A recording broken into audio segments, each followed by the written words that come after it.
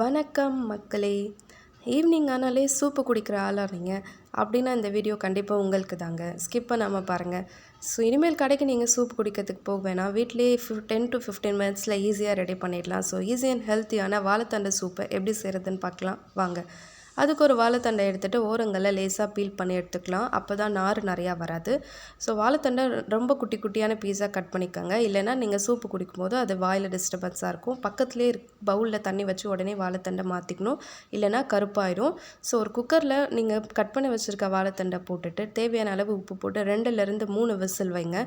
So cooker cool down ஆனதுக்கப்புறமா ஒரு பவுலில் நீங்கள் 1 ஸ்பூன் கார்ன்ஃப்ளவர் எடுத்துகிட்டு தண்ணி ஊற்றி மிக்ஸ் பண்ணிவிட்டு அதுக்கப்புறமா தான் கலக்கணும்.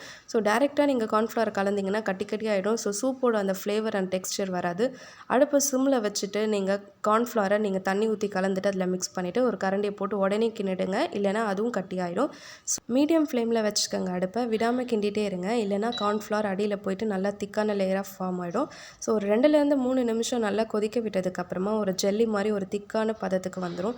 ஸோ சூப் உங்களுக்கு ரெடி ஆகிடுச்சு. 10 to 15 மினிட்ஸ் தான் இதுக்கு தேவையான அளவு. ஸோ ஒரு பவுலில் மாற்றிக்கோங்க. தேவையான அளவு பெப்பர் போட்டுக்கோங்க. அண்ட் மிக்ஸ் பண்ணி பார்த்துட்டு சாப்பிட்டு பாருங்கள், எப்படி இருக்குன்னு சொல்லுங்கள். ஸோ நெக்ஸ்ட் வீடியோவில் உங்களை சந்திக்கிறேன். இந்த வீடியோ உங்களுக்கு பிடிச்சிருந்துச்சுன்னா லைக் அண்ட் சப்ஸ்கிரைப் பண்ணுங்கள். மறக்காமல் உங்கள் ஃப்ரெண்ட்ஸ் அண்ட் ஃபேமிலிக்கு ஷேர் பண்ணுங்கள்.